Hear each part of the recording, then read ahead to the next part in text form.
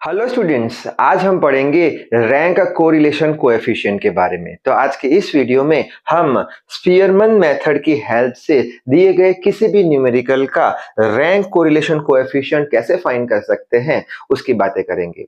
So I hope you are ready with your pen and paper. So without wasting much time let us start this video.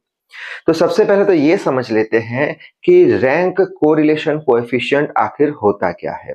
तो वो example से समझते हैं। जैसे कि दो इंसान है, उनको सपोज करते हैं chocolate, milk, ice cream, cold drink और चिप्स, ऐसी 5 चीजें दे के रखी है। तो पहला जो इंसान है उसने चॉकलेट को सेकंड रैंक दिया है और दूसरे इंसान को चॉकलेट बहुत ज्यादा पसंद है तो उसने उसे फर्स्ट रैंक दिया है। उसी तरीके से पहले इंसान ने मिल्क को फर्स्ट रैंक दिया, दूसरे ने मिल्क को थर्ड रैंक दिया। उसी तरीके से पहले इंसान ने आइसक्रीम को थर्ड रैंक दिया, दूसरे ने आइसक्रीम को फिफ्थ रैंक दिया। पहले इंसान ने कोल्ड ड्रिंक को फिफ्थ रैंक दिया, दूसरे इंसान ने कोल्ड ड्रिंक को फोर्थ रैंक दिया। और चिप्स को पहले इंसान ने फोर्थ रैंक दिया और दूसरे इंसान ने सेकंड रैंक दिया। यानी कि यहाँ पे हम देख सकते हैं कि एक ही चीज के दो अलग अलग रैंक आ रहे हैं दो अलग अलग पर्सन के द्वारा।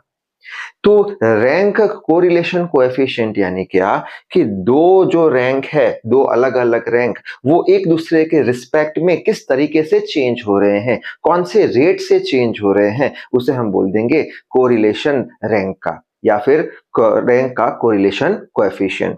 तो वो सी चीज यहाँ पे रखी है कि with which rate two different ranks changing with respect to one another, कितने रेट से दो जो रैंक है वो एक दूसरे के रिस्पेक्ट में चेंज हो रहे हैं, उसे हम बोल देंगे रैंक कोरिलेशन कोएफिशिएंट। अब अगर हमें रैंक कोरिलेशन कोएफिशिएंट निकालना है तो हम स्पीयरमैन मेथड का यूज करने वाले हैं। स्पीयरमैन मेथड की जो फॉर्मूला है वो है R इज इक्वल्स टू, इसे बोल देंगे rank correlation coefficient. R is equals to 1 minus 6 summation of D square divide by N cube minus N, जहां पे n जो है वो न्यूमेरिकल में जितने हमें नंबर ऑफ रैंक्स देके रखेंगे वो n हो जाएगा, या फिर बोल लेंगे नंबर ऑफ ऑब्जर्वेशन भी हम बोल सकते हैं। बाद में n क्यूब तो निकाल देंगे, जो n है उसका क्यूब करके 6 तो एज इट इज। अब हमें चाहिएगा d का वैल्यू। d क्या होता है? दो रैंक के बीच का डिफरेंस। हम कैसे निकालेंगे? R1 minus R2। जैसे कि यहाँ पे हम बोल देंगे ये हमारा पर्सन 1 है, R1 है, रैंक इसने दिया है, ये R2 रैंक दिया है, और यहाँ पे हम D निकाल देंगे। D इज इक्वल टू क्या कर देंगे? R1 minus R2। बाद में हमें चाहिए क्या? D का स्क्वायर चाहिए, तो यहाँ पे D का स्क्वायर कर देंगे और ये सारी D की जो वैल्यू आएगी उसे ऐड करके summation of D square find कर लेंगे, यहाँ पे रख देंगे, तो हमें रैंक कोरिलेशन कोएफिशिएंट मिल जाएगा। अब न्यूमेरिकल करेंगे तो और अच्छे से समझ में आएगा। तो यहाँ पे कुछ कंपटीशन के डेटा देके रखे हैं और यहाँ पे दो जजेस थे और दोनों जजेस ने पर्टिकुलर एक स्टूडेंट को अलग अलग रैंक दिए हैं। यानी फर्स्ट जो जज है उसने एक स्टूडेंट को थर्ड रैंक दिया है तो वही स्टूडेंट को उसने सेकंड जो जज है उसने सिक्स्थ रैंक दिया है। बाद में कोई एक पर्टिकुलर स्टूडेंट को फर्स्ट जज ने फिफ्थ रैंक दिया है तो दूसरे जज ने फोर्थ रैंक दिया है। यानी कि यहाँ पे रैंक कुछ रेट से चेंज हो रहे हैं और हमें पूछा क्या है? हमें ढूंढना है कोएफिशिएंट ऑफ रैंक, यानी R का वैल्यू हमें ढूंढना है। अभी अभी हमने इक्वेशन देखा 1 minus 6 summation of D square N cube minus N हमें ढूंढना है। अब यहाँ पे n का वैल्यू कैसे ढूंढेंगे? नंबर ऑफ रैंक्स कितने हैं? 1 2 3 4 5 6 7 8 9 10, तो n का वैल्यू 10 रख दिया यहाँ पे। ये आ गया हमारा n का वैल्यू 10 यहाँ पे, और n क्यूब यानी n का क्यूब, तो 3 जीरो आ जाएंगे, तो ये रहा हमारा n का क्यूब। 6 तो एज इट इज, बचा क्या? Summation of D square. यानी अब हमें d ढूंढना पड़ेगा। d क्या होता था? R1 minus R2। ठीक है, तो अब कॉलम बना देंगे। फर्स्ट जज का R1 बोल देंगे, इसका R2 बोल देंगे, तो यहाँ पे कॉलम बना दी R1 और R2 की। ये फर्स्ट लाइन यहाँ पे फर्स्ट कॉलम में, सेकंड लाइन यहाँ पे सेकंड कॉलम में। हमें चाहिए क्या? समेशन ऑफ डी स्क्वायर, तो पहले d का कॉलम बनाएंगे। R1 माइनस R2 क्या करेंगे? 3 minus 6 minus 3 5 minus 4 1 8 minus 9 minus 1 करते करते 9 माइनस 7 2 आ जाएगा। ठीक है, अब हमें चाहिए क्या? d का स्क्वायर चाहिए, तो d के स्क्वायर का एक और कॉलम बना दो। इसका स्क्वायर करोगे तो पॉजिटिव हो जाएगा 9, इसका स्क्वायर 1, इसका स्क्वायर पॉजिटिव हो जाएगा, करते करते 2 का स्क्वायर 4 आ जाएगा।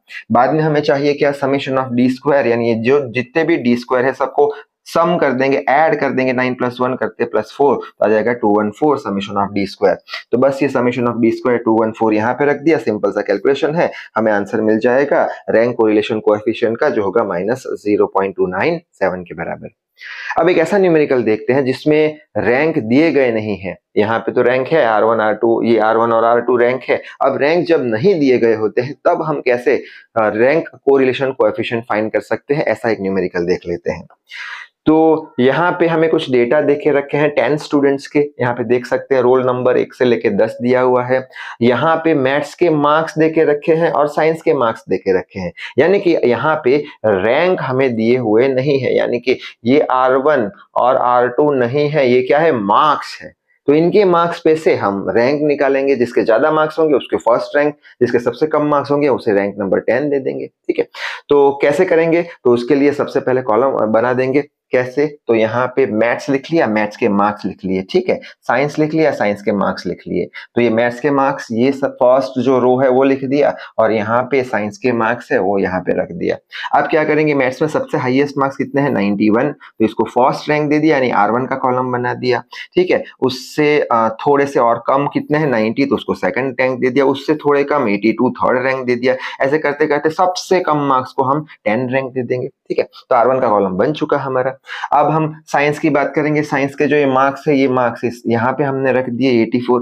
अब क्या करेंगे, हाईएस्ट मार्क ढूंढेंगे। हाईएस्ट मार्क 91 है, उसको फर्स्ट रैंक दे दो। ठीक है, उससे थोड़े कम मार्क्स होंगे, उसे हम 86, उसको सेकंड रैंक दे देंगे। उससे थोड़े और कम मार्क्स होंगे 84, उसे थर्ड रैंक दे देंगे। करते करते सबसे जो लोएस्ट मार्क होंगे, जो कि है 47, उसे लास्ट रैंक यानी रैंक नंबर 10 दे देंगे। टोटल 10 स्टूडेंट है, रोल नंबर 10 तक है। ठीक है, बस अब क्या करेंगे, हमें डी चाहिए, तो डी क्या करेंगे, R1 माइनस R2, दो रैंक के बीच का डिफरेंस, यानी 4 माइनस 3 1 हो जाएगा। 9 माइनस 9 0, 1 माइनस 1 0, करते करते 8 माइनस 10 माइनस 2 हो जाएगा। हमें तो चाहिए डी स्क्वायर, क्योंकि समेशन ऑफ डी स्क्वायर हमें ढूंढना है। तो डी स्क्वायर यानी इसका स्क्वायर, इसका स्क्वायर, इसका स्क्वायर, 4 का 16, माइनस 2 इंटू माइनस 2 पॉजिटिव 4 हो जाएगा, माइनस 2 इंटू माइनस 2 पॉजिटिव 4। तो ये सब का अगर सम करते हैं तो किसके बराबर आ जाएगा, 30 के बराबर। बस सारी वैल्यूज यहाँ पे रखनी है। n तो 10 है और n क्यूब ये रहा हमारा 1000 हो गया 6 as it is summation of D square. अभी हमने निकाला कितना है, 30 है। बस सिंपल सा कैलकुलेशन है, हमें मिल जाएगा रैंक कोरिलेशन कोएफिशिएंट 0.82 के बराबर। So I hope rank correlation coefficient का टॉपिक आपको क्लियर हो चुका होगा। तो इस वीडियो में बस इतना ही। Till then read hard, work hard. Thank you very much.